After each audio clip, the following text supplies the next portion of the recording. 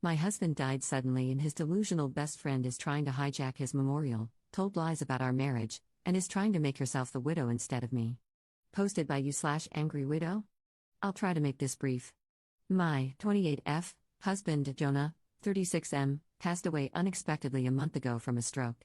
I don't want to get specific about that part, it's the worst pain I've ever felt in my entire life, and I'm still not sure how I'm ever going to move on. We were married for 5 years, together for 7. For the past 2 years, we've been trying for a baby, but we're just getting to the point of considering IVF when he died. Jonah had a close friend in high school named Marjorie, 33F. Marjorie also ended up going to the same university as he did, and they spent a lot of time together during those college years. Jonah said that he liked Marjorie's company but never felt anything beyond friendship with her, which I totally believe. Jonah dated other women during that period but told me that several times Marjorie hinted that she wanted him to ask her out. She also joked about wanting him to be her plan B in case she didn't meet someone and get married by 30. By the time I started dating Jonah, he had moved a couple of hours away from his hometown, and Marjorie. Despite this, Marjorie immediately began finding excuses to come to our town and hang out, which usually involved her encouraging us to go drinking and then her passing out on the couch at Jonah's apartment. I didn't mind her for the most part, but she had a habit of saying things like, "You know you ruined our marriage pact, haha," and pointing out all the things that she knew about him, like what he took in his coffee, his favorite bands, etc. Over the course of our relationship, and especially after we got married, Jonah definitely put some distance into his relationship with Marjorie. He confided in me that he felt he had outgrown her and that they really had little in common anymore. He stopped responding to her invitations to hang out as often, though he would occasionally call to catch up out of guilt, especially when she would text him or leave messages saying she was so sad he was ignoring her and the like. But now he's gone. I had him cremated, like he wanted. We haven't done the memorial service yet, it was too hard for me to even imagine the first couple of weeks, and I also wanted to give time for some out-of-state people to make travel plans. The memorial is this weekend. However, 2 weeks ago, I received an email from Marjorie, sent to around 60 people, including Jonah's family, saying that she was holding a memorial service for Jonah in the town where they grew up, the day before his memorial here. I was completely blown away, seeing as she hadn't mentioned anything to me or even attempted to call. Along with the details, the email said that she was planning the memorial in light of the fact that no other service had yet been held in his memory, and he deserved to be laid to rest with honor. For the record, she was invited to the memorial I've been planning and knew it was happening. I called her, of course, and told her that while I appreciated her willingness to help with Jonah's goodbye, I was already planning a service for him that would involve all of his family and friends. She immediately went on the defensive and said that she had only started to plan a service when she realized I wasn't willing to do it in a timely manner. I told her that the timing wasn't her choice to make, but that if she wanted to have a memorial of some kind, to please just add on the invitation that his official memorial was going to be held this weekend. She said fine. I sent a message to all of Jonah's invited friends and family to make sure they knew the real service with both of our families was going to be here, and then just washed my hands of the whole thing. This week, I received a message on Facebook from Jonah's cousin, saying that Marjorie, who has apparently blocked me on Facebook, created an event for Jonah's official memorial service, her memorial, and invited everyone she possibly could. I've been getting blown up with emails asking which day the memorial is and where. I'm honestly furious, I don't have the emotional energy to deal with this. I ended up putting a post up on my wall, reiterating the date of his service here and asking people to please share it. Thankfully, I think the older members of the family don't use Facebook or email very often, so most of them haven't been confused, but a lot of people now think that Marjorie's service is the real one. I called Marjorie again, asking her to add an addendum to her event saying that his actual memorial was going to be here. She told me that Jonah would have wanted it this way and that if I couldn't appreciate her efforts, I wasn't invited to say goodbye to Jonah. I told her that was fine, seeing as I'd already said goodbye to Jonah when I held him as he died. She hung up. Apparently, she's now spreading information to her mutual friends with Jonah, saying that he was planning on leaving me because I wasn't able to conceive. She also said that we had approached her to carry a baby for us, all absolute lies. His cousin sent me a screenshot of a text where she said that Jonah always thought we would have the cutest baby together and that Op doesn't understand how much he wants children. I'm at a loss as to what to do. I don't care what she says about me, but she's now tarnishing my husband's memory, especially by saying that he wanted a divorce. Jonah would never have left me, and anyone who knows him at all knows that we were committed to each other above all else. I need to figure out how to tell this woman to FCK off without encouraging her to spread more lies. And I also want to just forget the whole thing and crawl in bed and never get up again. Help me, please. Top/relevant comments. Commenter. I'm so sorry for your loss. I can't imagine the pain you must be in right now. Marjorie sounds completely insane and malicious. If I were in your shoes, I'd be very tempted to go scorched earth on her, but that wouldn't be the most constructive approach here. So here's what I'd do instead. Send an email to all of the guests you've invited to attend the actual memorial service stating, just to reiterate, the service will be held at X location on Y date. Do not mention Marjorie, her lies, or the second service. Contact the funeral home and see what can be done to pull the plug on Marjorie's service. Delete and block this woman on all forms of social media, email, your phone, everywhere. Content yourself with the knowledge that if any of Jonah's and Marjorie's mutual friends have half a brain, they'll understand she's out of her mind or at least being outrageously inappropriate. Update 2 days later. I apologize for not updating sooner, but a lot happened over the last couple of days. Thank you to everyone who offered help and advice. For those who offered monetary assistance, Jonah and I were in a stable financial position. I'm going to be comfortable until I decide to go back to work. Your willingness to help was deeply appreciated, however, and I'm truly bowled over by your kindness. I took the advice of the majority of comments and called the chapel where Marjorie was planning her service.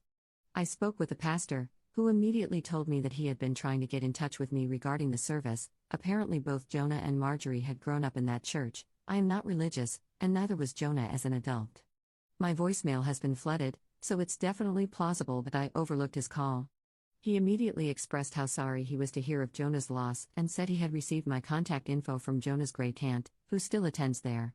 He said he was surprised when Marjorie asked to have a service for Jonah, but she had claimed that Jonah and I were separated and I didn't want to be involved. He had been trying to follow up with me, but obviously, that didn't happen. He was very apologetic and said that we could cancel the service or move forward in any way that felt right to me. He said that he knew the church members would appreciate the service, since many of them remembered Jonah as a boy, but obviously Marjorie would no longer have a role. I agreed that the service could go forward. He called to speak with Marjorie after our conversation and informed her that she was no longer welcome to participate in the organization of the service after her behavior. He wouldn't tell me all that she said, but said she was distraught, and he recommended some mental health/spiritual services to her that he hopes she accepts. She apparently apologized for lying and asked to speak with me, but I declined. I feel bad if she's truly contrite, but I just have too much on my plate right now. We had 2 beautiful services for my husband, first the one at his hometown church, and then the non-religious one that I planned. Everyone who came wanted to honor Jonah, and that's all that really matters. I was told a dozen stories about him that I'd never heard before, and I laughed so hard I cried, then cried some more. My cousin was on the lookout for Marjorie, and I honestly didn't think about her the whole weekend. She turned up for the first service, and then the pastor ended up speaking with her, unbeknownst to me. My cousin says he was sympathetic but firm and told her that her presence there would be inappropriate. Surprisingly, she left without fuss. I'm still not sure the situation is entirely resolved, but I got to lay my husband to rest in the way he deserved, and that's the most important thing to me right now. Thanks, everyone, for your support. Top/relevant comments. Commenter. I'm glad the pastor is such an awesome, compassionate person, and that you were able to memorialize your husband with people who cared about him. Ops response. I definitely expressed my heartfelt appreciation to him. I tend to be uncomfortable in religious settings, which is why I immediately told him that I'm not religious, but I was really moved when he said, "That part doesn't matter right now. You loved your husband, and there is always a place for love here." I teared up, I admit. Second update 4 months later. I'm not sure if anyone will remember this post, but I thought I would update since it's been a few months. I haven't been checking my inbox, and I'm sort of amazed I remembered the password at all, but I appreciate all of you who sent encouraging messages. It means a great deal to me. It's been around 5 months since Jonah died, and honestly, it still feels like I'm waking up and living the same day over and over again. I'm in therapy, but the feeling of grief has not subsided whatsoever. Everything reminds me of Jonah, and I still feel like half of me is gone. I'm considering moving out of the country, or at least to a different state, but I also feel like a piece of Jonah is here in the house where we lived. Even worse, Marjorie has still not disappeared. I deleted my social media a couple of months ago in an attempt to simplify my life, but my cousin, who also knows Marjorie, let me know that she has been recently posting photos of herself on Facebook, with Jonah. Some were from several years ago, but she was saying things like "I still miss my man every day and I can't wait until Jonah's baby arrives." She is apparently pregnant and claiming that the baby is my husband's.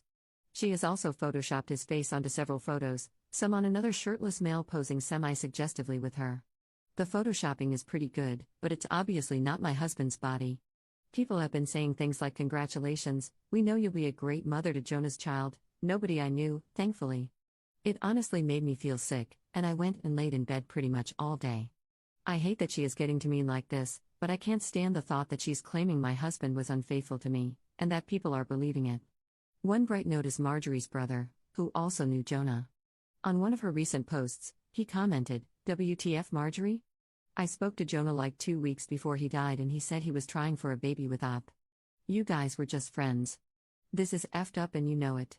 The post was deleted a couple of hours later. I don't know what to do anymore.